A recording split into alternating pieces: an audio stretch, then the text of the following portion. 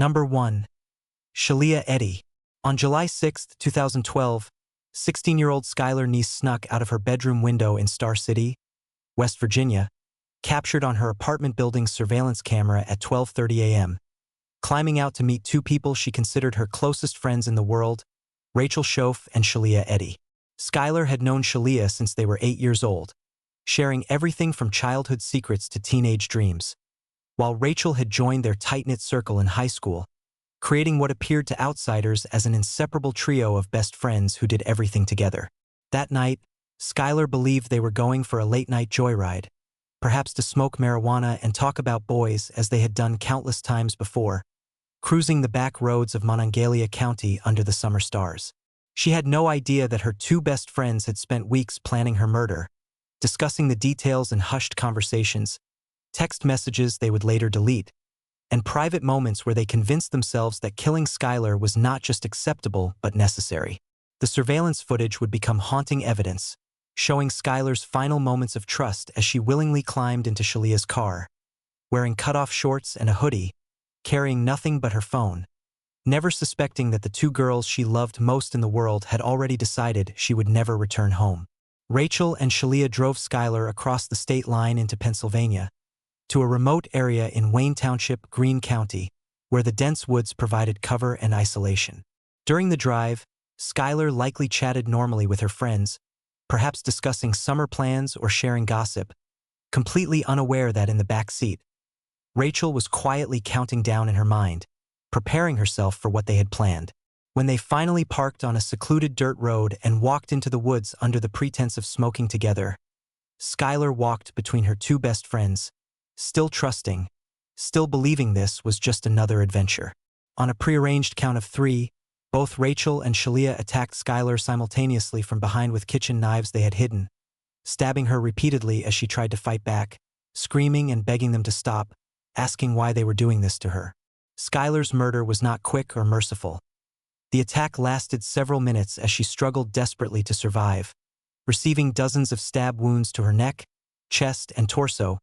bleeding out on the forest floor while her two best friends continued their frenzied assault until she finally stopped moving. After Skylar died, Rachel and Shelia attempted to cover their tracks by hiding her body under branches, rocks, and dirt in a shallow grave, their hands covered in their best friend's blood as they worked in the darkness. They cleaned themselves up as best they could, changed their clothes which they had brought specifically for this purpose, and drove back to West Virginia, stopping at a local convenience store to buy cleaning supplies and appearing on security footage looking remarkably calm for two teenagers who had just committed murder. When Skylar's parents, Dave and Mary Neese, woke up the next morning and discovered their daughter missing, they immediately knew something was terribly wrong because Skylar had never run away before and always stayed in contact. The Neeses called police, but because Skylar was 16 and the surveillance footage showed her leaving voluntarily, authorities initially treated the case as a runaway situation rather than a criminal investigation, a delay that would prove devastating to the search efforts. Shelia and Rachel played their roles perfectly in the following months, attending vigils for Skylar, posting heartfelt messages on social media about how much they missed their friend, and even helping the Neese family distribute missing person flyers throughout the community. Shelia became particularly close to Mary Neese during this time, often stopping by to comfort Skylar's grieving mother, sitting in Skylar's bedroom and crying together, all while knowing exactly where Skylar's body was hidden and what she and Rachel had done. The community of Star City rallied around the Neese family, organizing searches and fundraisers, while Skylar's case gained local media attention, with her face appearing on missing person posters throughout West Virginia and neighboring states. Investigators began to suspect that Skylar's disappearance was not a simple runaway case when they discovered that her bedroom window had been used multiple times before, suggesting this was a planned meeting rather than an impulsive decision. Police focused their attention on Rachel and Shelia, the last people known to have seen Skylar alive,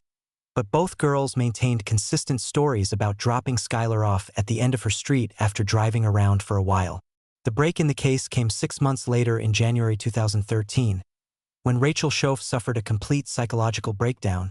the weight of her guilt becoming unbearable as she struggled with depression, anxiety, and what appeared to be post-traumatic stress from the murder she had committed. Rachel's mother noticed her daughter's deteriorating mental state and convinced her to seek help, leading Rachel to meet with her attorney who advised her to cooperate with police. On January 3, 2013, Rachel Shoaf confessed to murdering Skylar Neese, providing investigators with detailed information about the location of Skylar's body and implicating Shelia Eddy as her co-conspirator. Rachel led police to the remote location in Pennsylvania where they had hidden Skylar's remains, and on January 16, 2013, investigators discovered Skylar's badly decomposed body exactly where Rachel described, finally giving the Neese family the tragic closure they had dreaded but needed. Rachel Shoaf was arrested and charged with first-degree murder, while Shelia Eddy was arrested on May 1, 2013, after investigators gathered sufficient evidence to charge her as well, including cell phone records, witness statements, and forensic evidence from the crime scene. During interrogations and court proceedings, the question everyone wanted answered was why these two teenage girls had murdered their best friend. What could possibly motivate such a horrific betrayal? Rachel's testimony revealed a disturbing and almost incomprehensible motive. They killed Skylar because they didn't want to be her friend anymore and feared she would reveal that Rachel and Shelia had been in a secret sexual relationship. This revelation shocked investigators and the community, as the motive seemed entirely disproportionate to the crime, suggesting a level of callousness and immaturity that was difficult to comprehend even in the context of teenage drama. Rachel explained that their friendship had become strained, that Skylar had been annoying them and threatening to expose their relationship, and that she and Shelia had convinced themselves that murder was preferable to dealing with the social consequences of Skylar's potential revelations. The planning of Skylar's murder revealed even more disturbing details, including that Rachel and Shelia had practiced their attack, discussed various methods of killing, and had attempted to murder Skylar once before but backed out at the last minute when she became suspicious. Text messages recovered from their phones showed casual conversations about the murder plot, with both girls treating the planning of their friend's death with shocking nonchalance, discussing it alongside regular teenage concerns like schoolwork and weekend plans. Rachel Shoaf accepted a plea deal in May 2013, pleading guilty to second-degree murder in exchange for her testimony against Shelia Eddy and avoiding a potential life sentence without parole. In February 2014, Rachel was sentenced to 30 years in prison with the possibility of parole after serving 10 years, a sentence that reflected both her cooperation with authorities and her young age at the time of the crime. Shelia Eddy initially pleaded not guilty, maintaining her innocence despite Rachel's confession and the mounting physical evidence against her, but eventually entered a guilty plea to first-degree murder in January 2014 to avoid trial. On February 26, 2014, Shelia Eddy was sentenced to life in prison with the possibility of parole after 15 years, a harsher sentence than Rachel's due to her lack of cooperation and remorse throughout the investigation. The Skylar Neese case became national news,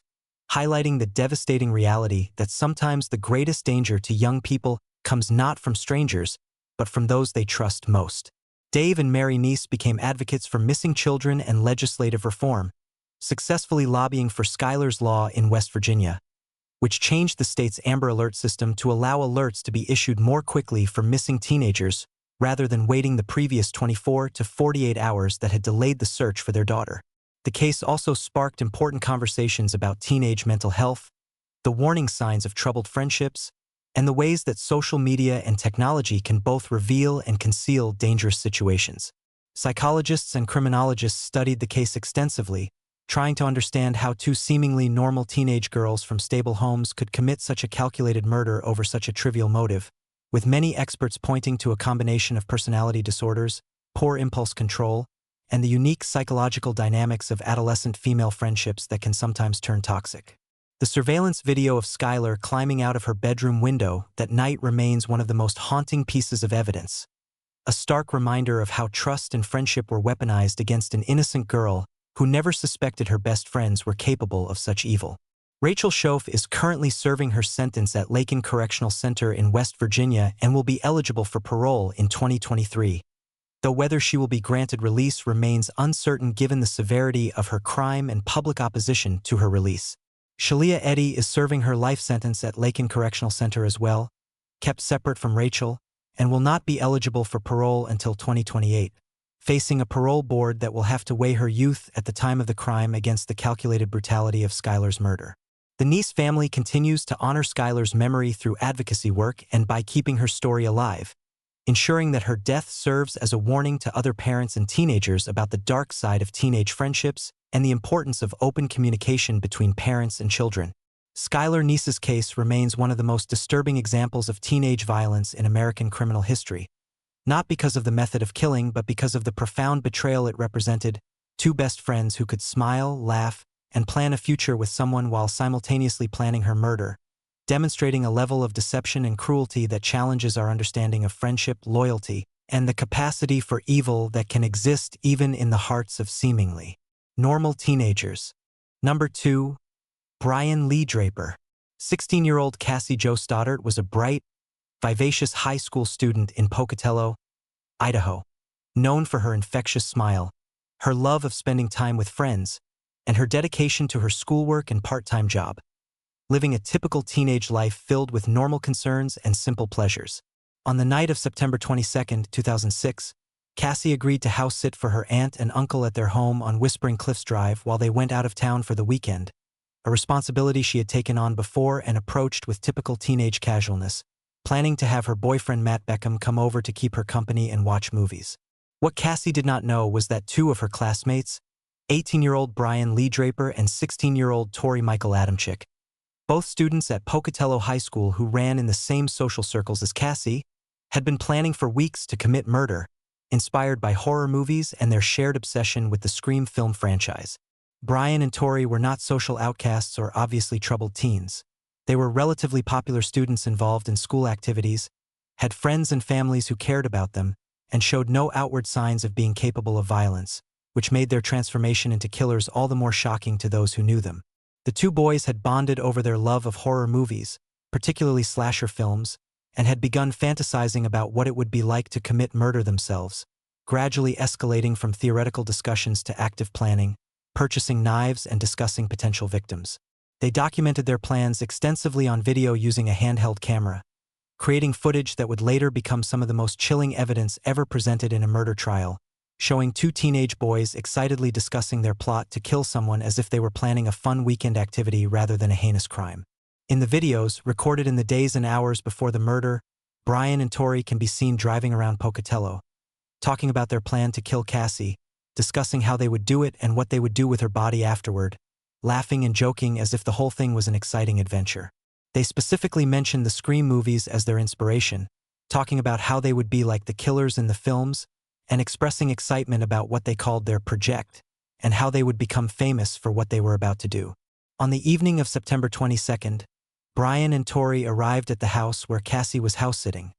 having been invited by Matt Beckham, who considered them friends and thought nothing of having them come hang out for a while. The four teenagers sat together in the living room watching a movie, with Cassie and Matt on one couch while Brian and Tori sat nearby, the scene appearing completely normal and relaxed, just typical teenagers spending a Friday night together. During this time, Brian and Tori were conducting reconnaissance, noting the layout of the house, observing what Cassie and Matt were doing, and preparing for what they planned to do after Matt left. At one point during the evening, Brian and Tori excused themselves and left the house, ostensibly to go home for the night, but instead they went to Brian's car where they retrieved their knives and continued filming themselves, discussing their plan with growing excitement and anticipation. The boys then snuck back onto the property and methodically turned off the circuit breakers in the basement, plunging the house into darkness, a tactic designed to frighten Cassie and separate her from Matt, making her more vulnerable to attack. When the power went out, Cassie and Matt investigated with flashlights, eventually locating the breaker box and restoring power, attributing the outage to old wiring or an electrical problem rather than sabotage. Brian and Tori repeated this process multiple times throughout the evening, turning the power off again after it had been restored, creating an atmosphere of unease and fear that was exactly what they wanted, as documented in their video recordings where they can be heard giggling and expressing satisfaction with how scared Cassie was becoming. Eventually, Matt had to leave because of his weekend curfew, and despite Cassie's growing fear about the strange power outages and her feeling that something was wrong, Matt left around 11 p.m., promising to call her when he got home to make sure she was okay. Cassie called her mother after Matt left, expressing her fear and discomfort with the situation, saying the house was creeping her out, and asking if she could come home instead of staying the night, but her mother encouraged her to stick it out, assuring her that old houses often had electrical problems and that she would be fine. This phone call would haunt Cassie's mother for the rest of her life, the knowledge that her daughter had reached out for help and been sent back into danger. After Cassie hung up with her mother, she tried to settle in for the night, unaware that Brian and Tori were already inside the house, having entered through an unlocked door while she was on the phone. The boys stalked through the dark house, knives in hand, their video camera still rolling as they hunted for Cassie, their breathing and whispered comments captured on audio as they prepared to kill their classmate. Cassie was in the living room, likely trying to calm her nerves by watching television or reading, when Brian and Tori attacked her suddenly and without warning, stabbing her repeatedly in a frenzied assault that left her with no chance to defend herself or escape. The medical examiner would later determine that Cassie suffered 29 stab wounds to her torso, arms, and neck, indicating that she fought desperately for her life, sustaining defensive wounds as she tried to fend off her attackers. The attack was brutal and prolonged, with Cassie ultimately dying from blood loss and trauma to vital organs, her last moments filled with terror and pain as two boys she considered acquaintances murdered her in cold blood. After killing Cassie, Brian and Tori left her body in the living room and fled the scene, driving away in Brian's car while filming themselves discussing what they had just done, their voices filled with excitement and adrenaline rather than remorse or shock. In the post-murder video footage, the boys discussed how awesome it felt to kill someone, compared the experience to their favorite horror movies, and talked about how they planned to kill more people in the future, revealing a complete lack of empathy or understanding of the gravity of what they had done. When Cassie's aunt and uncle returned home the next morning, they discovered Cassie's body and immediately called police, triggering a massive investigation that quickly focused on identifying who had been at the house that evening and who might have had the opportunity to commit the murder. Matt Beckham was initially considered a suspect due to his presence at the house that evening, but he was quickly cleared when his timeline and alibi were verified and investigators determined he had been genuinely cooperative and devastated by Cassie's death. The investigation took a crucial turn when police learned that Brian Draper and Tori Adamczyk had also been at the house that evening and had left before Matt, giving them the opportunity to return after Matt had gone home. When investigators interviewed Brian and Tori separately, both boys provided statements that contained inconsistencies and suspicious details, claiming they had gone home and stayed there for the rest of the night, but cell phone records and other evidence contradicted their accounts. The case broke wide open when investigators obtained a search warrant for Brian Draper's home and discovered the video camera containing the premeditation footage and the post-murder recordings, evidence so damning and disturbing that it virtually guaranteed convictions for both boys. The videos showed beyond any doubt that Brian and Tori had planned Cassie's murder in advance, had entered the house with the intent to kill her, and had celebrated her death afterward with no remorse whatsoever. Brian Lee Draper and Tori Michael Adamczyk were both arrested and charged with first-degree murder and conspiracy to commit murder, facing the possibility of the death penalty despite their young ages. The discovery of the video evidence created a sensation in the media and the local community, with many people struggling to understand how two seemingly normal teenagers could plan and execute such a brutal murder simply for the thrill of it. During their trials, which were held separately, prosecutors presented the video evidence along with physical evidence from the crime scene, including the murder weapons which had been recovered from Brian's car,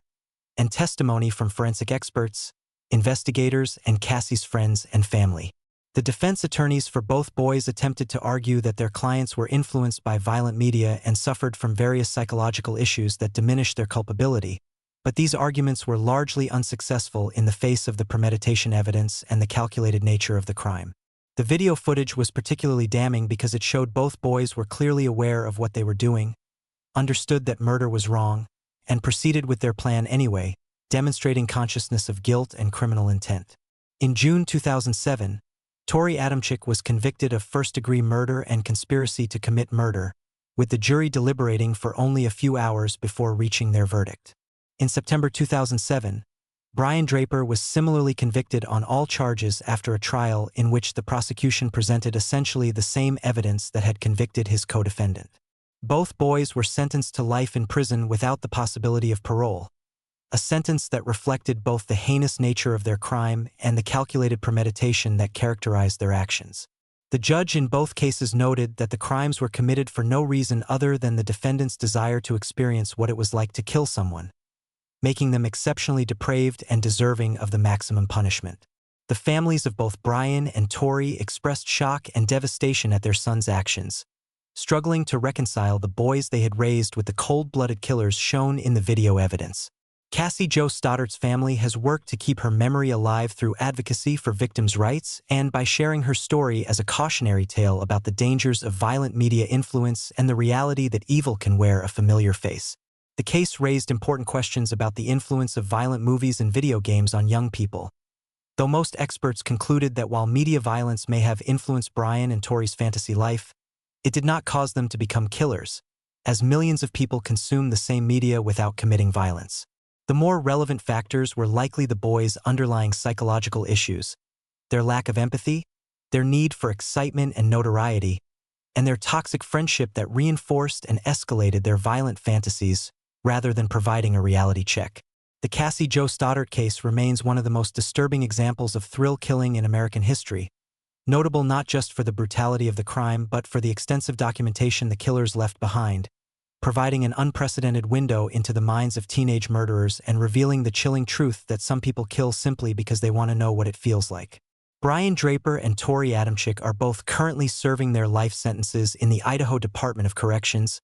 kept in separate facilities, and will never be eligible for parole or release. The house on Whispering Cliffs Drive where Cassie was murdered has since been torn down, unable to shake the stigma of the horrible crime that occurred there. Cassie's story serves as a powerful reminder that danger doesn't always come from strangers in the night, but sometimes comes from acquaintances who seem normal on the surface but harbor dark fantasies they're willing to turn into reality. Number 3. Melinda Loveless. 12-year-old Shanda Sharer was a sweet, friendly sixth grader in Madison, Indiana, known for her kind heart, her love of music and animals, and her bright smile that lit up every room she entered, living with her mother and making friends easily wherever she went. In January 1992, Shanda had recently begun a relationship of sorts with another girl named Amanda Heavrin, a teenage romance that would tragically lead to her becoming the victim of one of the most brutal murders in American criminal history. Melinda Loveless was a 17-year-old girl who had previously been in a relationship with Amanda Heavrin and became insanely jealous when Amanda began showing interest in Shanda, developing an obsessive hatred for the younger girl that consumed her thoughts and conversations. Melinda's jealousy and rage over losing Amanda to Shanda grew to pathological levels over the course of several weeks, and she began plotting to hurt or kill Shanda, enlisting the help of her friend Lori Tackett, a troubled 16-year-old with a fascination with the occult and a history of psychological problems. Lori Tackett came from a difficult home environment and had previously been hospitalized for psychiatric treatment, displaying behaviors that concerned those who knew her, including an obsession with death, torture, and dark rituals. On the night of January 10, 1992, Melinda Loveless convinced two younger girls, 15-year-old Hope Rippey and 14-year-old Toni Lawrence, to help her and Lori carry out a plan that they initially believed was just meant to scare Shanda, not realizing the horrific violence that Melinda and Lori actually intended. The four girls drove to Shanda's house in the early morning hours of January 11th, with Hope going to the door and telling Shanda that Amanda wanted to see her, tricking the unsuspecting 12-year-old into leaving her house and getting into the car. Once Shanda was in the vehicle, she realized something was wrong and tried to leave, but Melinda and Lori forced her to stay, with Melinda immediately becoming verbally abusive and threatening. The girls drove to a remote location in the countryside, and what followed was approximately 12 hours of torture so extreme and prolonged that even experienced homicide detectives who investigated the case were traumatized by the evidence. In a secluded area, Melinda and Lori began beating Shanda while Hope and Toni watched in horror, realizing that this was far more serious than the simple scare tactic they had been led to believe. The violence escalated quickly as Melinda punched and kicked Shanda repeatedly, breaking bones and causing severe injuries while screaming at her about Amanda. Lori Tackett actively participated in the violence, and at one point, Melinda produced a knife and stabbed Shanda multiple times in the chest, causing life-threatening injuries. The girls then forced the severely injured and bleeding Shanda into the trunk of the car, where she begged for her life and promised not to tell anyone what had happened if they would just let her go and get her medical help. Instead of showing mercy, the girls drove around for hours, stopping at multiple locations where they would open the trunk and inflict more violence on Shanda, with Melinda and Lori taking turns torturing the dying child. At one point, they stopped at a fast food restaurant and ate dinner while Shanda lay bleeding and dying in the trunk of the car just feet away from them, demonstrating a level of callousness that defied comprehension. When they opened the trunk later and found that Shanda was still alive despite her horrific injuries, Melinda and Lori decided they needed to make sure she died, leading to even more brutal attacks. Lori Tackett then suggested they burn Shanda to destroy any evidence and make sure she was dead. So the girls drove to a remote area near Madison and pulled Shanda's broken, bloody body out of the trunk. Shanda was barely conscious but still alive when they poured gasoline over her body and set her on fire, burning her alive as she lay on the ground unable to move or defend herself. The girls watched Shanda burn, with Melinda reportedly showing satisfaction at the sight while Hope and Tony were horrified and crying, beginning to fully realize the magnitude of what they had participated in. After confirming that Shanda was dead, the four girls attempted to clean up the crime scene and the car,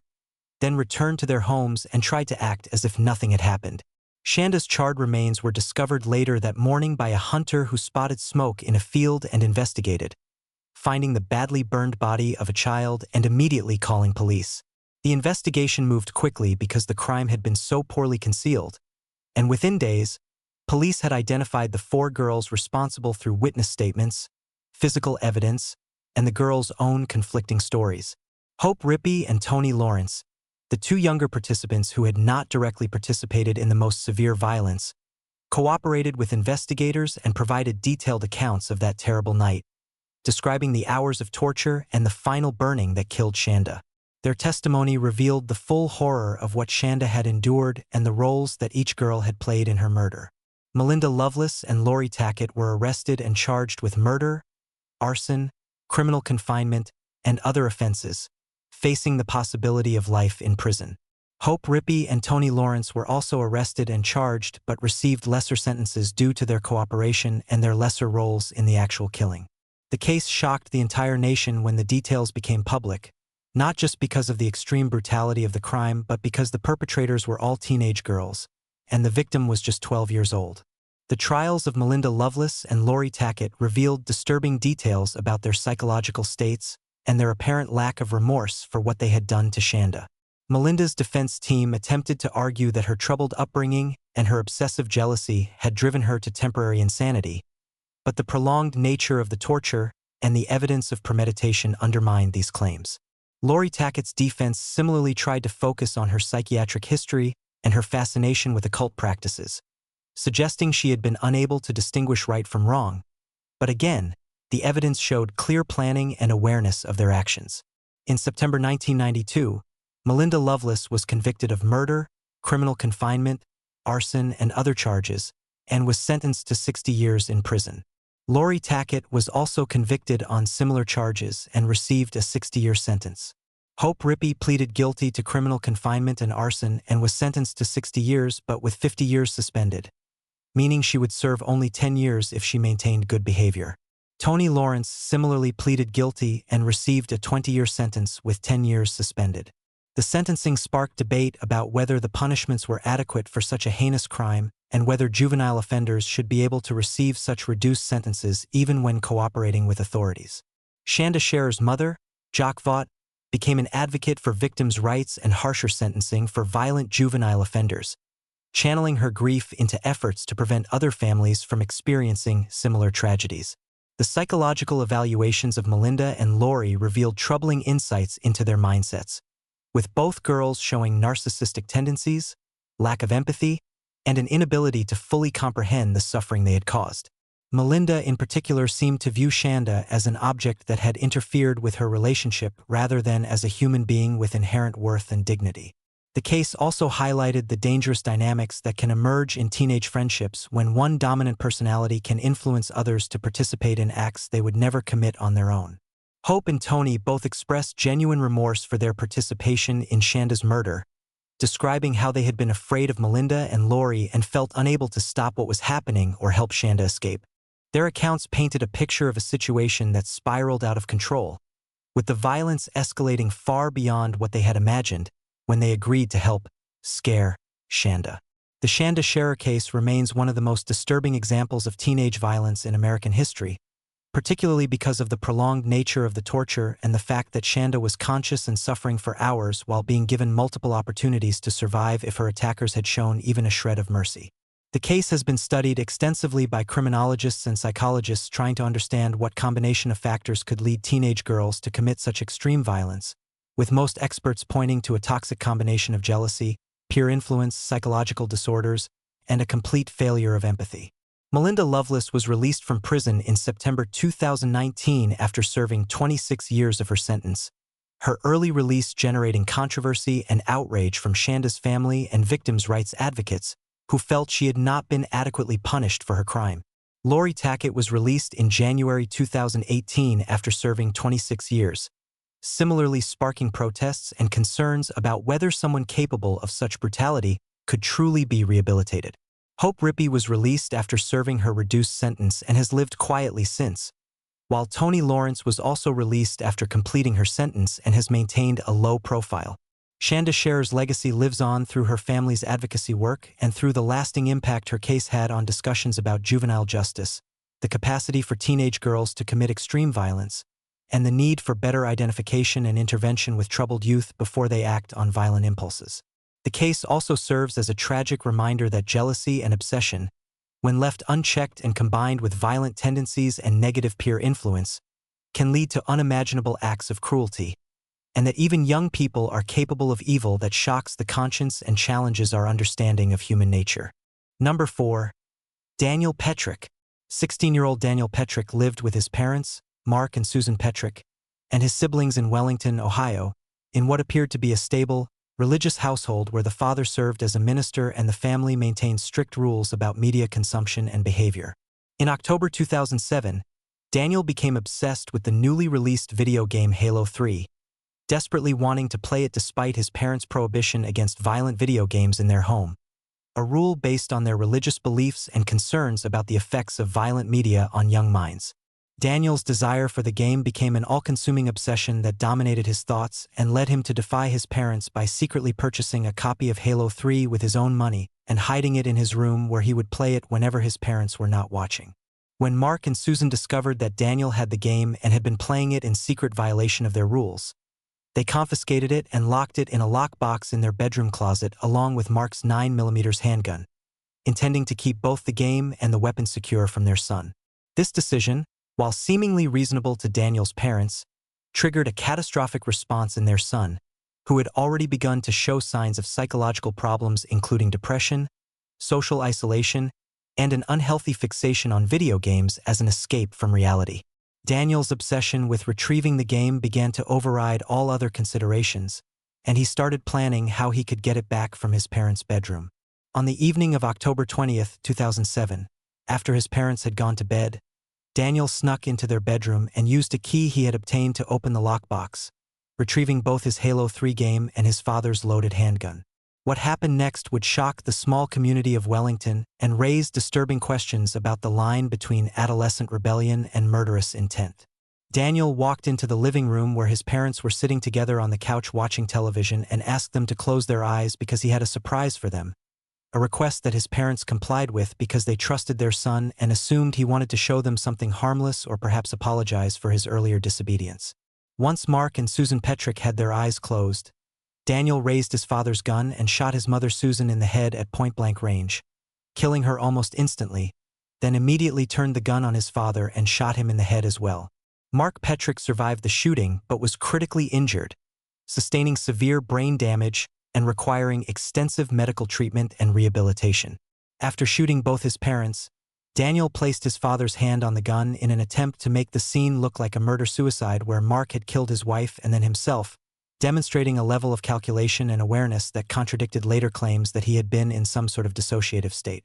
Daniel then called 911 and reported that his father had shot his mother and then himself, maintaining this story when police arrived at the scene. However, investigators quickly noticed inconsistencies in Daniel's account and in the physical evidence at the scene, including the positioning of the weapon, gunshot residue patterns, and other forensic details that did not support the murder-suicide narrative. Mark Petrick, despite his severe injuries, was able to communicate with police once he regained consciousness in the hospital and immediately told them that Daniel had shot both him and his wife, providing the crucial testimony that unraveled Daniel's cover story. Daniel was arrested and charged with aggravated murder for killing his mother and attempted aggravated murder for shooting his father, facing the possibility of life in prison without parole if convicted on all charges. The case quickly became national news due to the seemingly disproportionate motive, with many people struggling to understand how a teenager could murder his mother and attempt to murder his father over a video game. Daniel's defense team attempted to argue that he suffered from video game addiction, a controversial diagnosis not recognized in the DSM, and that his inability to distinguish between virtual violence and real violence due to his obsessive gaming had led to a psychotic break during which he killed his mother. The defense brought in expert witnesses who testified about the potentially addictive nature of video games and their effects on the adolescent brain, arguing that Daniel's extensive gaming had altered his perception of reality to the point where he could not fully appreciate the consequences of his actions. The prosecution countered with their own experts who testified that while video game addiction might be a real phenomenon, it did not cause people to commit murder, and that Daniel's actions before and after the shooting demonstrated clear consciousness of guilt and understanding that what he had done was wrong. The fact that Daniel had attempted to stage the scene as a murder-suicide and had lied to police showed that he knew his actions were criminal and had tried to avoid responsibility, undermining claims that he was in a dissociative or psychotic state. During the trial, which took place in January 2009, extensive testimony was heard about Daniel's life, his relationship with his parents, his gaming habits, and his psychological state in the weeks and months leading up to the shooting. Friends and family members testified that Daniel had become increasingly withdrawn and obsessed with video games, spending hours playing when he should have been engaged in other activities, and showing signs of depression and anxiety when unable to play. His parents had tried various interventions to help their son, including counseling and increased restrictions on his gaming time, but Daniel had continued to prioritize gaming over his relationships, schoolwork, and other responsibilities. The prosecution presented evidence that Daniel had been planning to retrieve the game and had thought about what he would do if his parents caught him,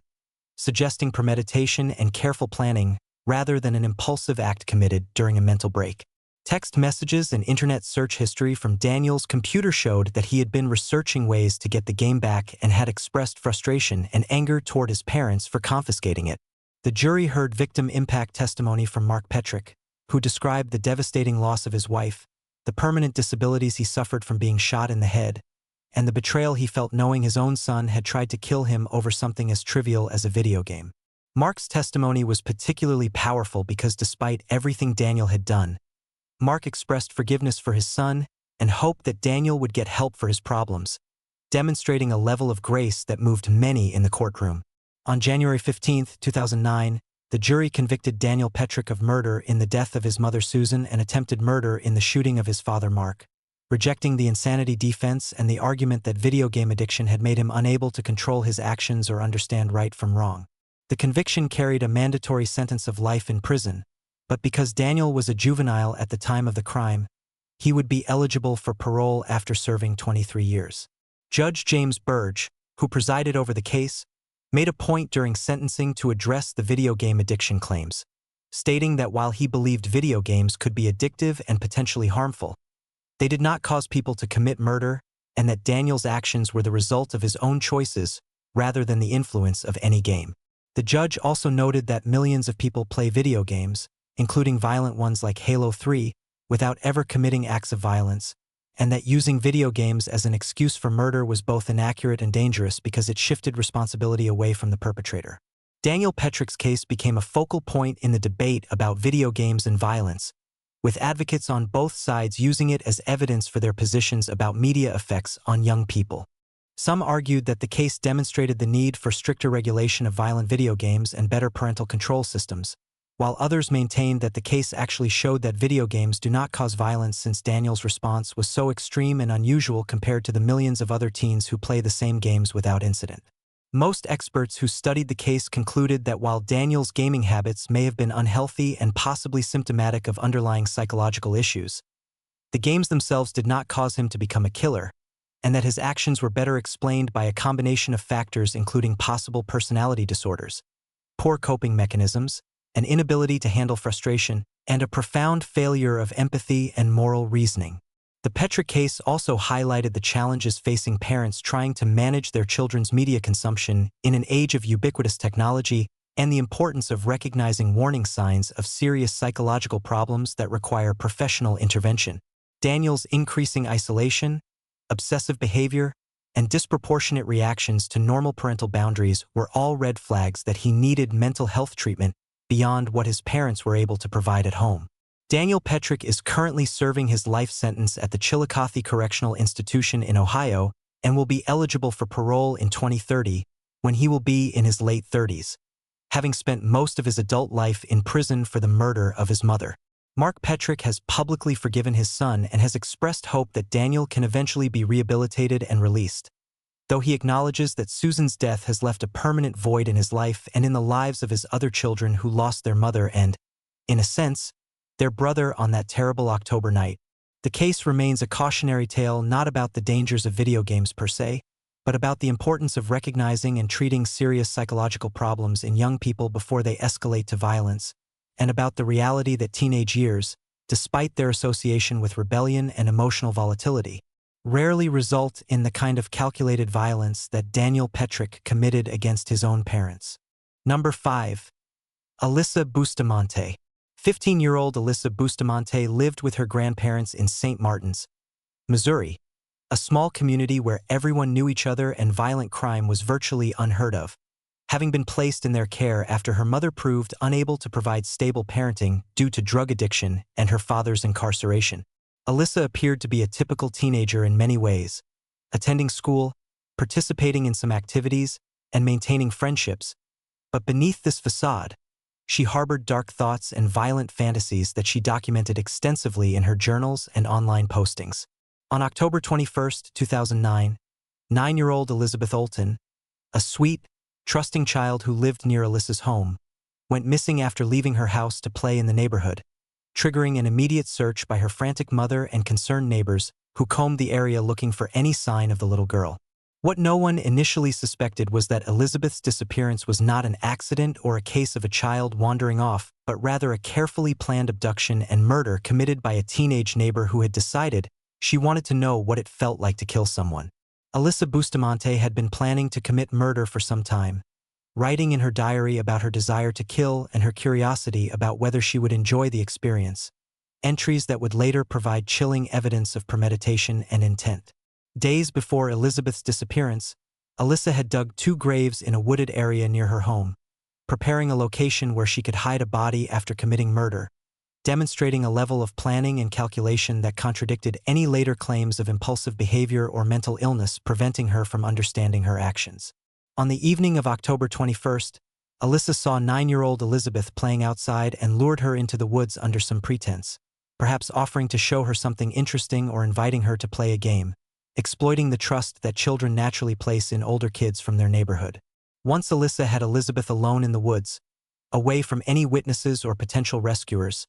she attacked the child, strangling her and stabbing her repeatedly,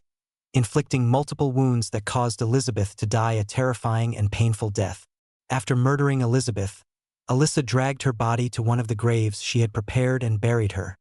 covering the grave with leaves and debris to conceal it from anyone who might search the area. Alyssa then returned home and wrote in her diary about the murder, describing the experience with disturbing enthusiasm and noting that she had found killing to be enjoyable and exhilarating,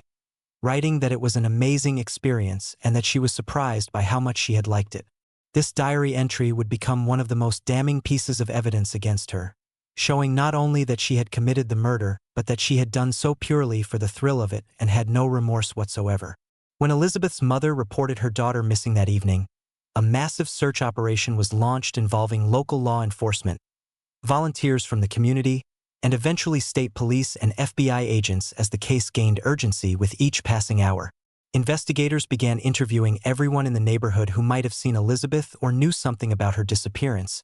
and during these interviews, Alyssa Bustamante's name came up repeatedly as someone who had been in the area and who might have information. When police interviewed Alyssa, she initially claimed to have no knowledge of Elizabeth's whereabouts,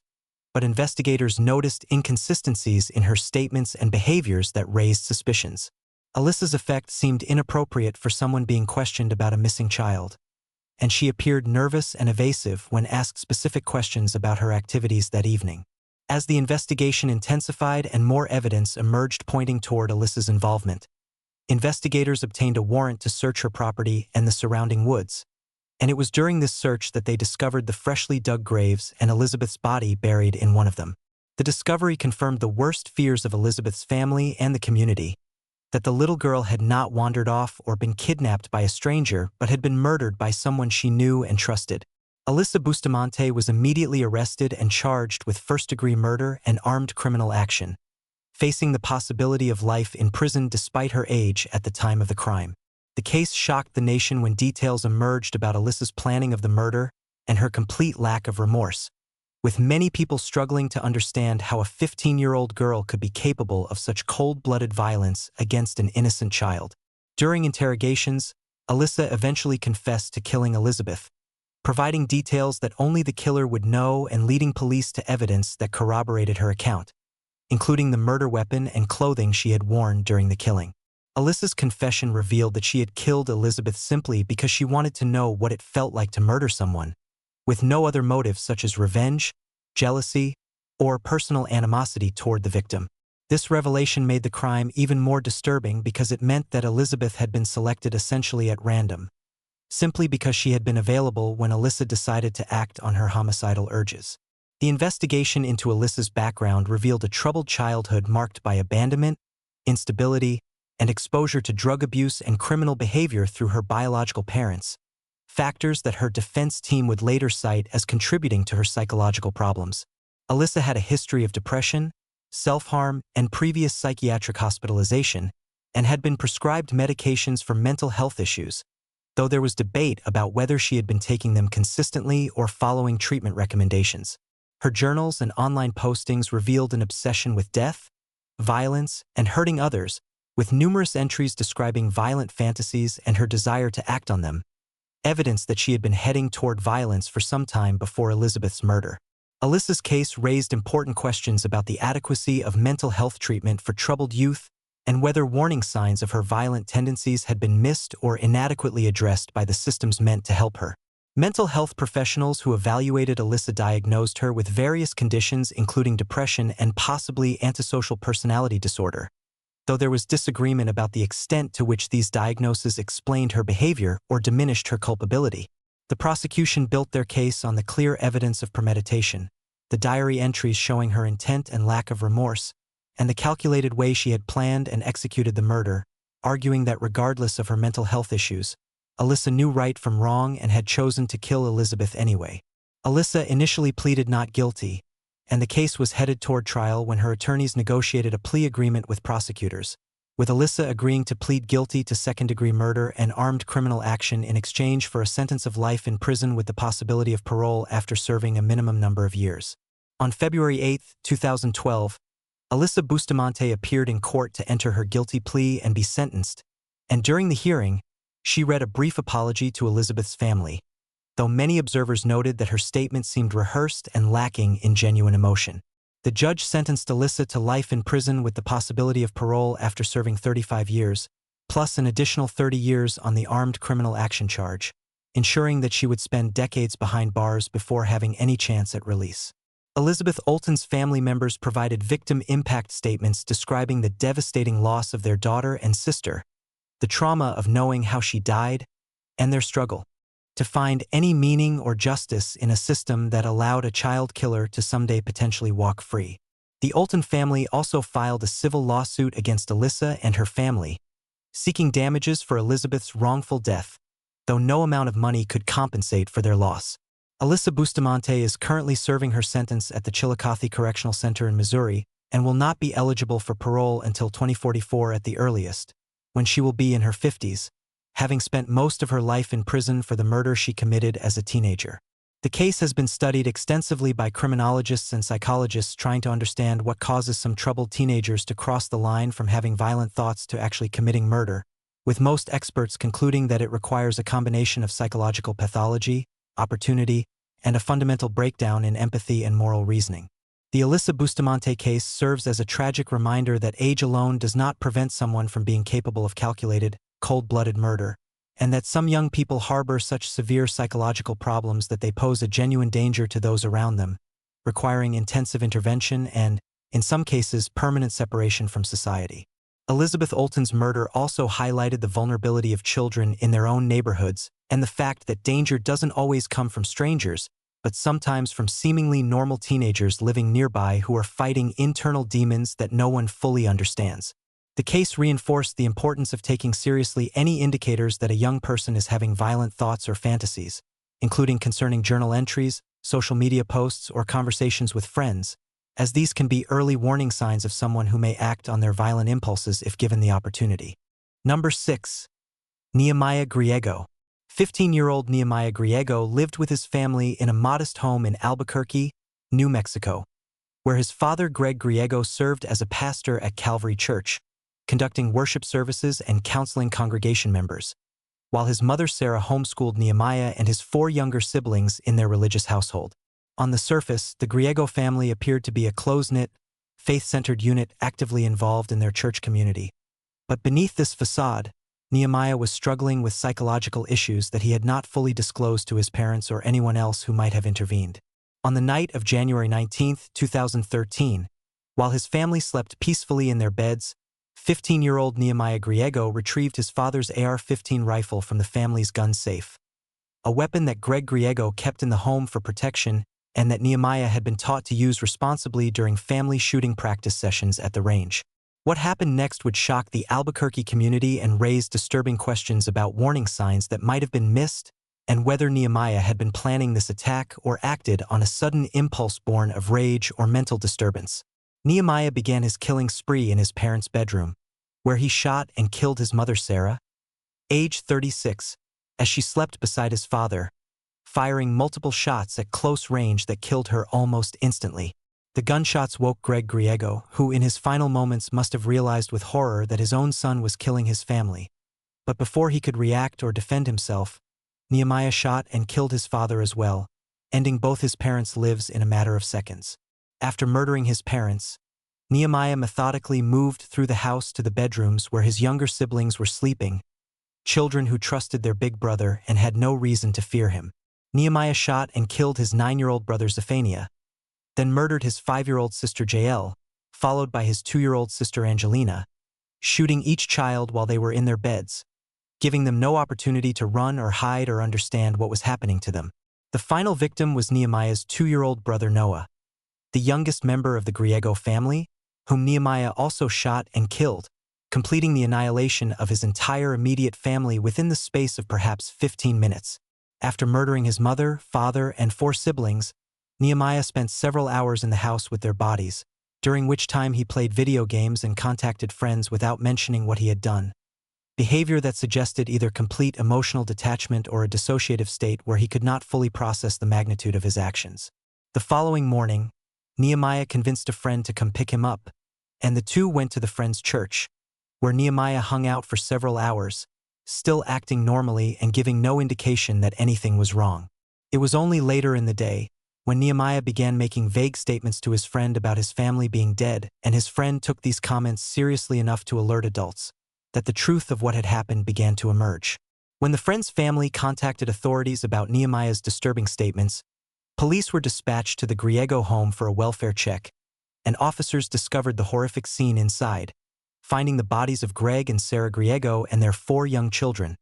all killed by gunshot wounds, the house silent and still in the aftermath of the massacre. Nehemiah Griego was immediately taken into custody and questioned about the murders, and during interrogation, he confessed to killing his entire family, providing details about how he had obtained the weapons, the order in which he had killed his family members, and what he had done in the hours afterward. Nehemiah's stated motive for the family annihilation was confused and contradictory,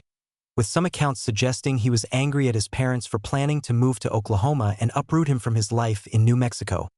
while other statements suggested he had been planning to go on a larger shooting spree and had killed his family first to spare them the pain of dealing with the aftermath. During interrogations and psychological evaluations, Nehemiah described having violent thoughts and fantasies for some time before the murders, including thoughts about mass shootings and killing people, though he had never disclosed these thoughts to his parents or sought help for them. Mental health professionals who evaluated Nehemiah after his arrest diagnosed him with various psychological conditions, though there was debate about whether these conditions fully explained his actions or simply provided context for understanding a deeply disturbed young person who had made choices that resulted in the deaths of 6 innocent people. The prosecution charged Nehemiah Griego as an adult with 5 counts of first-degree murder and multiple counts of child abuse resulting in death, seeking to ensure he would face serious consequences for annihilating his entire family. The defense argued for juvenile detention and treatment rather than adult prosecution, citing Nehemiah's age, his lack of prior criminal history, and mental health issues that they claimed had contributed to a psychotic break during which he committed the murders without fully understanding what he was doing. The case became a focal point in debates about juvenile justice, with some arguing that someone capable of such calculated violence should be treated as an adult regardless of age, while others maintained that 15-year-olds, no matter how terrible their crimes, have greater potential for rehabilitation and should not be subjected to the harshest adult penalties. The church community where Greg Griego had served as pastor was devastated by the loss,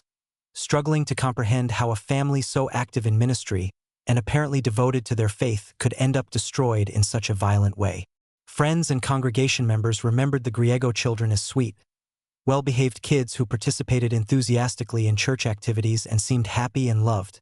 making their murders at the hands of their older brother all the more incomprehensible. The case also reignited debates about gun safety in homes with children and whether Greg Griego had adequately secured his weapons to prevent access by his teenage son.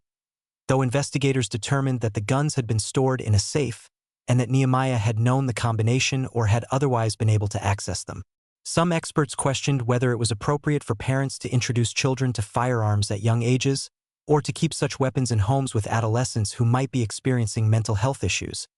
while others maintained that responsible gun ownership was not the problem and that Nehemiah's actions reflected his own disturbed psychology rather than his family's gun practices. In 2015, after lengthy legal proceedings,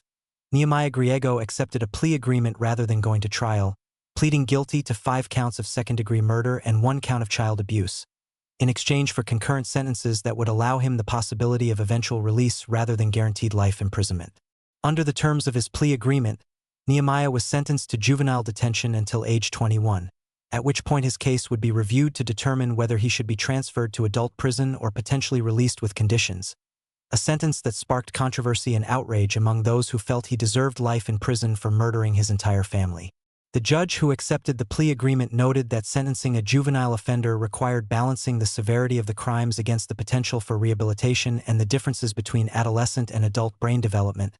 factors that suggested even someone who committed horrific acts as a teenager might be capable of change and redemption over time. Nehemiah Griego's case raised important questions about the warning signs of family annihilators, young people who kill their own relatives, and whether there were red flags that the Griego family or their community might have noticed and addressed before tragedy struck. In retrospect, some people recalled that Nehemiah had seemed withdrawn or troubled at times, though no one had suspected he was capable of violence, much less of murdering his own family. The case highlighted the difficulty of predicting which troubled teenagers pose a genuine threat and which are simply going through normal adolescent struggles, a challenge that parents, teachers, and mental health professionals face constantly with limited ability to identify true danger. Nehemiah's own statements about his motivations provided little clarity, with his explanations ranging from anger about moving to more grandiose delusions about preventing his family from experiencing pain, suggesting he may not have fully understood his own reasons or was unable to articulate the complex psychological factors that led to his actions. The Griego family annihilation remains one of the most tragic cases in New Mexico criminal history, representing the complete destruction of a family at the hands of their own teenage son and brother, someone who should have been their protector but instead became their killer. The broader Griego family and the church community continue to mourn the loss of Greg, Sarah, Zephania, Jael, Angelina, and Noah, remembering them for the love and faith they brought to others' lives rather than focusing solely on the violent way their lives ended. Nehemiah Griego's current status and whether he remains in custody or has been released is not widely publicized, reflecting privacy considerations for juvenile offenders and the ongoing debate about how much information should be made public about young people who commit crimes, even heinous ones. The case serves as a sobering reminder that family annihilation, while relatively rare, can occur in any family regardless of their religious beliefs, social status, or apparent stability, and that the warning signs of such violence can be subtle or entirely absent, making prevention extremely difficult even for loving, attentive parents who believe they know their children well. Number 7. Jeremy Steinke. 12-year-old Jasmine Richardson lived with her parents Mark and Deborah Richardson and her 8-year-old brother Jacob in Medicine Hat, Alberta, Canada,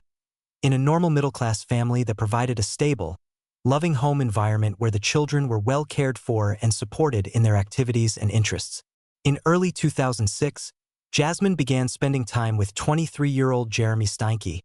a man nearly twice her age who was deeply involved in the goth subculture and harbored disturbing violent fantasies that he shared online and with his friends. Jasmine's parents were understandably concerned when they discovered their 12-year-old daughter was involved with an adult man, and they attempted to intervene by forbidding Jasmine from seeing Jeremy and monitoring her activities more closely to prevent further contact. This parental interference, rather than protecting Jasmine, instead pushed her further into Jeremy's influence as she rebelled against her parents' restrictions and became convinced that her relationship with Jeremy was a great romance being unjustly opposed by her family. Jeremy Steinke fed into Jasmine's rebellious feelings, portraying himself as a vampire and claiming to be part of a dark, misunderstood world that only he and Jasmine could share together, creating a fantasy relationship that appealed to Jasmine's adolescent desire to feel special and understood. The couple's online communications and conversations with friends revealed that they began discussing killing Jasmine's family as a way to remove the obstacles to their relationship,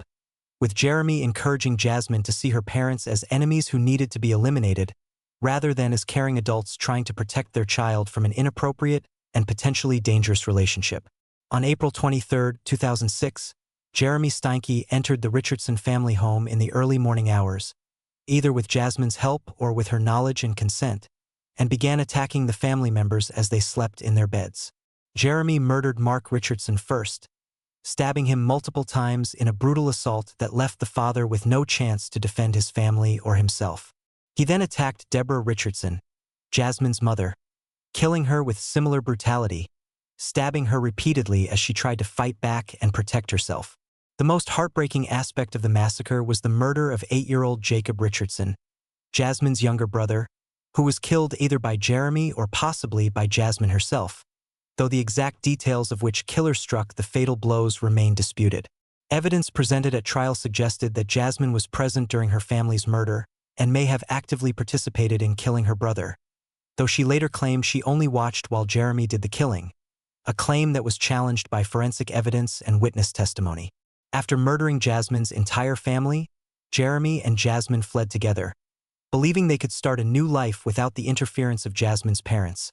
seemingly unable to grasp that they would immediately become suspects in the murders and that their teenage runaway fantasy was doomed from the start. Police discovered the bodies of Mark, Deborah, and Jacob Richardson when family members became concerned after being unable to reach them and requested a welfare check, and the horrific crime scene immediately triggered a major homicide investigation. Investigators quickly focused on Jasmine and Jeremy when they discovered that Jasmine was missing from the scene and learned about her relationship with the much older man, recognizing that her disappearance in conjunction with her family's murder was highly suspicious. Law enforcement issued alerts for Jasmine and Jeremy, and they were apprehended a day later in Leader, Saskatchewan, about 100 miles from Medicine Hat, still together and attempting to continue their flight from justice. When questioned separately, both Jasmine and Jeremy initially tried to minimize their involvement or blame each other for the murders, but as evidence mounted and investigators confronted them with contradictory statements, the truth emerged about their joint planning and execution of the family annihilation. Jeremy Steinke was charged with 3 counts of first-degree murder, and because he was an adult at the time of the crimes, he faced the full weight of adult prosecution and potential life imprisonment. Jasmine Richardson, at only 12 years old at the time of the murders, became the youngest person in Canadian history to be charged with multiple counts of first-degree murder, raising unprecedented legal and ethical questions about how to prosecute a child for such serious offenses. Under Canadian law, Jasmine could not be tried as an adult because of her age, so she was prosecuted under the Youth Criminal Justice Act, which provides different procedures and potential sentences than adult court but still allows for significant consequences for serious crimes. The trials of Jeremy Steinke and Jasmine Richardson revealed disturbing details about their relationship, their planning of the murders, and their complete lack of remorse in the immediate aftermath of killing Jasmine's family. Evidence showed that Jeremy and Jasmine had discussed killing her family multiple times in the weeks leading up to the murders, that they had made specific plans about how they would carry out the attacks, and that Jasmine had agreed to participate or at least facilitate Jeremy's access to her home. Jasmine's involvement in her own family's murder was particularly shocking because of her age and the fact that she had helped plan and possibly participated in killing her own parents and brother, people who loved her and had only been trying to protect her from an inappropriate relationship. The prosecution argued that despite her young age, Jasmine knew right from wrong and had made conscious choices to participate in the murders rather than simply being manipulated by Jeremy, while the defense maintained that Jasmine was a vulnerable child who had been groomed and controlled by an adult predator and should be treated primarily as a victim rather than a perpetrator. Mental health experts who evaluated Jasmine diagnosed her with various conditions and noted that 12-year-olds have limited capacity for fully understanding consequences or resisting manipulation by adults, factors that supported more lenient treatment than would be appropriate for an adult defendant. In November 2007, Jeremy Steinke was convicted of 3 counts of first-degree murder for killing the Richardson family and was sentenced to life in prison with no possibility of parole for 25 years, the maximum sentence available under Canadian law. In July 2007, Jasmine Richardson was found guilty of 3 counts of first-degree murder after a trial that heard evidence of her involvement in planning and executing the murders,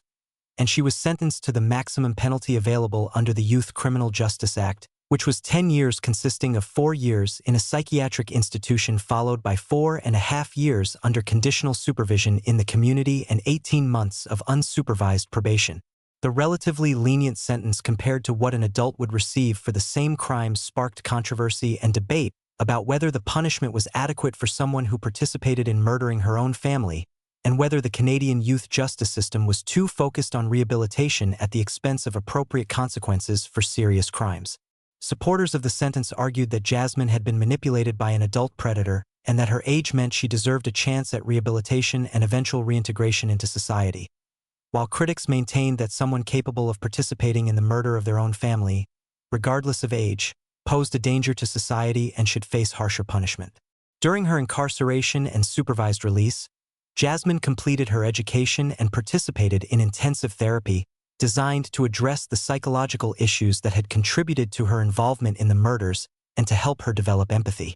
and understanding of the gravity of what she had done. In 2012, after completing her sentence and all conditions of her supervised release, Jasmine Richardson was granted freedom and allowed to live in the community without supervision, having her criminal record sealed under provisions of the Youth Criminal Justice Act that allow for rehabilitation and privacy for juvenile offenders who complete their sentences. This outcome was deeply controversial, with victims' rights advocates and members of the Richardson family expressing outrage that Jasmine would be allowed to live freely in society while her parents and brother remained dead. But supporters pointed to her young age at the time of the crimes and the belief that she had been genuinely rehabilitated during her time in custody. The case raised important questions about the age of criminal responsibility, the degree to which child offenders should be held accountable for crimes committed under the influence of adults, and the balance between punishment and rehabilitation in the juvenile justice system. Some experts argued that 12-year-olds should never be prosecuted for murder regardless of the circumstances because they lack the cognitive development and maturity to fully understand the consequences of their actions, while others maintained that certain crimes are so serious that even young offenders must face significant consequences. The Richardson family murders also highlighted the vulnerability of young adolescents to manipulation by predatory adults and the importance of parents maintaining clear boundaries about appropriate relationships while also keeping lines of communication open so that children feel comfortable discussing their lives without fear of overreaction or punishment. Jeremy Steinke remains in prison serving his life sentence and has shown little remorse for the murders, maintaining various delusions and justifications for his actions that suggest he continues to lack insight into the evil he committed. Jasmine Richardson's current whereabouts and activities are not public information due to the protections afforded to her under Canada's youth justice laws, leaving many people uncomfortable with the idea that someone who participated in murdering her own family is now living freely in society with a sealed criminal record. The case serves as a tragic reminder that age does not always prevent someone from participating in horrific violence, that predatory adults can manipulate vulnerable young people into acts they might not otherwise commit, and that the justice system faces impossible choices when trying to balance accountability, rehabilitation, and public safety in cases involving child offenders who commit adult crimes. The Richardson family murders remain one of the most disturbing cases in Canadian criminal history, representing the complete destruction of a family at the hands of their own daughter with the help of an adult predator who exploited her adolescent rebellion and immaturity for his own twisted purposes. Number 8. Alex King. 12-year-old Alex King and his 13-year-old brother Derek King lived with their father Terry King in Pensacola, Florida. In a modest home where Terry, a divorced single father, was doing his best to raise his two sons after their mother had left the family years earlier. Terry King was by most accounts a loving, if imperfect father who worked hard to provide for his boys and maintained a household, though like many single parents, he struggled at times with discipline and keeping track of his sons' activities and friends. In the months before November 2001, the King brothers had become friends with 40-year-old Ricky Chavis, a family friend and neighbor who had known Terry King for years and who began spending increasing amounts of time with the boys, taking them on outings and allowing them to stay at his home when they wanted to get away from their father's rules and supervision. The relationship between Ricky Chavis and the King brothers, particularly Derek, became inappropriately close, with later evidence suggesting that Chavis was grooming the boys and may have been sexually abusing Derek, though this aspect of the case would become complicated by conflicting testimony and legal maneuvering. Alex and Derek began to see Chavis as more of a friend and ally than their father, whom they viewed as overly strict and unsympathetic to their desires for more freedom, a common adolescent perception that in this case was being deliberately fostered by Chavis as part of his efforts to isolate the boys from their father. On the night of November 26, 2001, Alex and Derek King attacked their father Terry while he slept on the couch in their living room, with 12-year-old Alex wielding a baseball bat and striking Terry repeatedly in the head, causing massive trauma and brain injury that would prove fatal. The exact sequence of events and the roles each brother played in the attack have been disputed, with both boys initially providing different accounts of who struck the first blow and whose idea the murder had been, though it's clear that both participated in the attack and both made conscious decisions to kill their father. After beating Terry King into unconsciousness, the brothers set fire to the house using gasoline, attempting to destroy evidence of the murder and make it appear that their father had died in an accidental fire rather than being murdered by his own sons. Alex and Derek then fled to Ricky Chavis's house, where they told him what they had done, and rather than calling police or trying to get help for the possibly still alive Terry King, Chavis helped the boys clean up and provided them with a place to hide. Terry King died from the combination of blunt force trauma to his head and smoke inhalation from the fire, never regaining consciousness after being attacked by his sons, and his body was discovered when firefighters responded to the blaze and found him on the couch where he had been sleeping. The investigation into Terry King's death initially focused on the possibility of an accidental fire until investigators noticed evidence of foul play, including Terry's injuries that were inconsistent with fire damage alone and indicators that the fire had been deliberately set. When police learned that Terry's sons Alex and Derek were missing from the scene, they immediately became persons of interest, and investigators located the boys at Ricky Chavis's home within hours of discovering the crime. During separate interrogations, both Alex and Derek eventually confessed to killing their father, though their accounts differed in details about who had planned the murder and who had struck the fatal blows, with each brother at times trying to take more or less responsibility depending on the context and whom they were trying to protect. The confessions revealed that the boys had killed their father because they wanted to run away and live with Ricky Chavis, believing that murdering Terry was the only way to be free to do what they wanted without parental interference. This motive shocked investigators and the community because it seemed so disproportionate to the crime, suggesting that either the boys were more deeply disturbed than they appeared or that they had been influenced by someone else who had convinced them that killing their father was acceptable or necessary. Suspicion quickly fell on Ricky Chavis, and investigators discovered that he had been having an inappropriate relationship with Derek King, providing context for understanding why the boys might have wanted to escape their father's home and why Chavis might have encouraged such an extreme solution. Chavis was arrested and charged with being an accessory to murder and with lewd and lascivious conduct with a minor, facing the possibility of life in prison if convicted on all charges. Alex and Derek King were charged with second-degree murder and arson, and in a controversial decision, prosecutors decided to try them as adults despite their young ages, arguing that the premeditated nature of the crime and the efforts to cover it up demonstrated a level of sophistication and culpability that warranted adult prosecution. The decision to charge the King brothers as adults was criticized by child advocates and defense attorneys who argued that 12 and 13-year-old boys should not face life sentences regardless of what they had done, and that the juvenile justice system existed precisely for situations involving young offenders who needed rehabilitation more than punishment. The trials became a media sensation, with the King brothers sitting at the defense table looking like children, while prosecutors described them as cold-blooded killers who had brutally murdered their sleeping father and then burned his body. The defense strategy focused on arguing that the boys had been manipulated by Ricky Chavez, who had groomed them, sexually abused at least one of them, and encouraged them to see their father as an obstacle to happiness rather than as someone who loved them and was trying to do his best for them. Evidence was presented about Chavez's inappropriate relationship with Derek, his pattern of undermining Terry King's parental authority, and statements he had allegedly made to the boys about how much better their lives would be if Terry was out of the picture. The prosecution countered that regardless of Chavez's influence, Alex and Derek had made their own choices to murder their father and had carried out the attack with enough planning and follow-through to demonstrate that they knew what they were doing was wrong. In September 2002, both Alex and Derek King were convicted of second-degree murder, with the jury apparently believing that while the boys were guilty of killing their father, the murder had not been premeditated to the degree required for first-degree murder. The brothers were sentenced to concurrent terms of 8 years in prison for the murder and arson convictions, a sentence that reflected their ages and the possibility that they had been influenced by Chavez while still holding them accountable for their actions. However, these convictions were later overturned on appeal due to issues with how the trials had been conducted and concerns about whether the boys had received adequate legal representation, leading to a retrial and ultimately to a plea agreement. In 2004, Alex and Derek King entered into plea agreements with prosecutors, pleading guilty to third-degree murder in exchange for reduced sentences, with Alex receiving a 7-year sentence and Derek receiving an 8-year sentence, time that would be credited with their time already served awaiting trial and during their initial convictions. Under the terms of the plea agreements, both brothers were released from prison in 2008 after serving approximately 7 years in custody,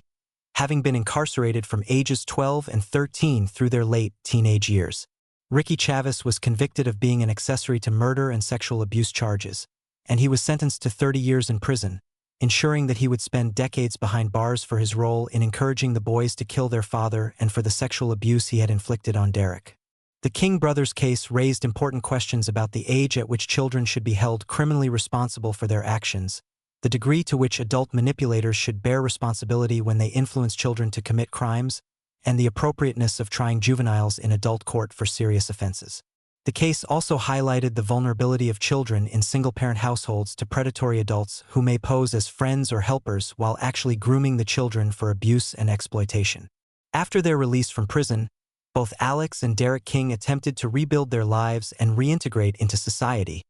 though the stigma of having killed their father and the trauma of spending their adolescent years in prison made this process extremely difficult. The brothers' current whereabouts and circumstances are not widely publicized, reflecting their desire for privacy and the challenges faced by former juvenile offenders trying to establish normal lives after incarceration. The Terry King murder remains a tragic example of how a predatory adult can manipulate vulnerable children into committing acts they might never have considered on their own, and how the combination of adolescent immaturity, inappropriate influences, and dysfunctional family dynamics can lead to devastating violence. The case also serves as a warning to parents about the importance of monitoring their children's relationships with adult friends and being aware of grooming behaviors that may indicate inappropriate intentions toward their children.